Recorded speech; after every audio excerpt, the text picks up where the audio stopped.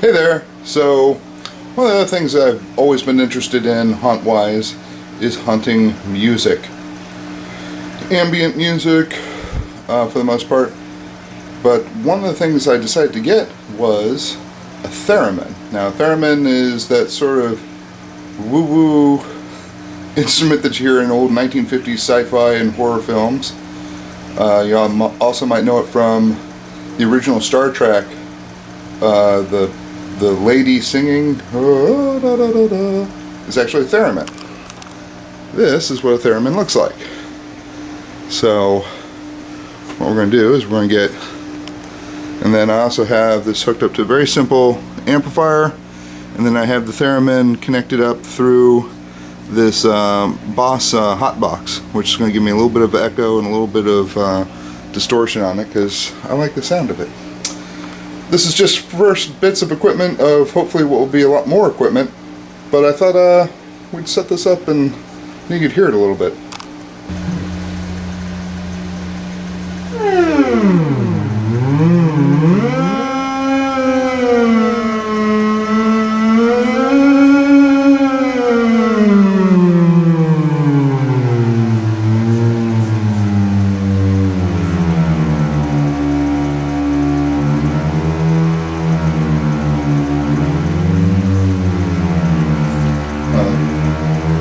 Sound level is controlled by this in my left hand.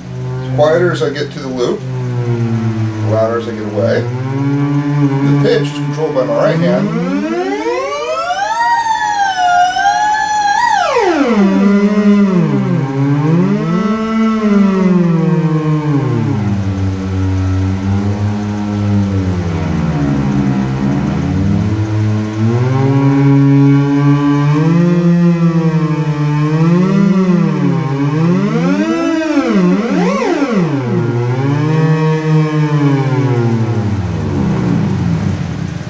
So that is a theremin.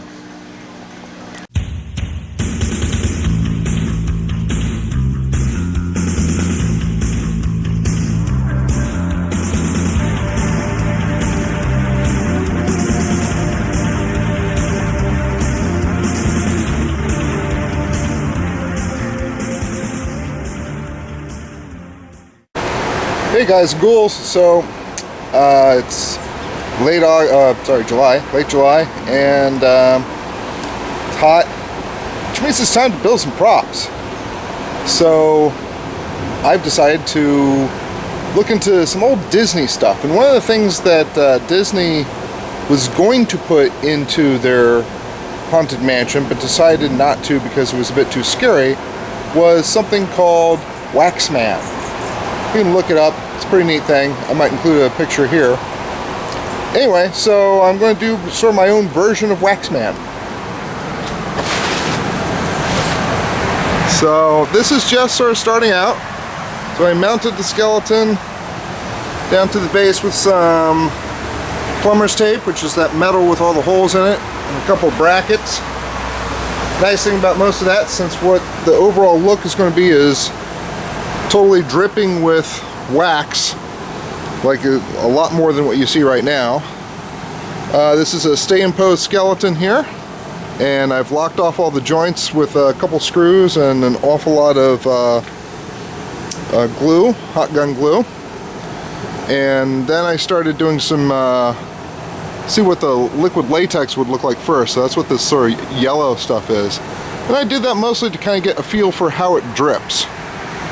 So that's how that goes there. So then I decided, okay, well, liquid latex is pretty messy, but I'm going to definitely do that as sort of my final coat on everything.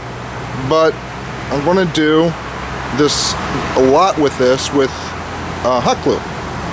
So I attached some strings for obvious kind of pore sections. This is just sort of a nylon string. Attached that via hot glue and then started dripping the glue from the glue gun onto these strings, which gives it a good drippy look.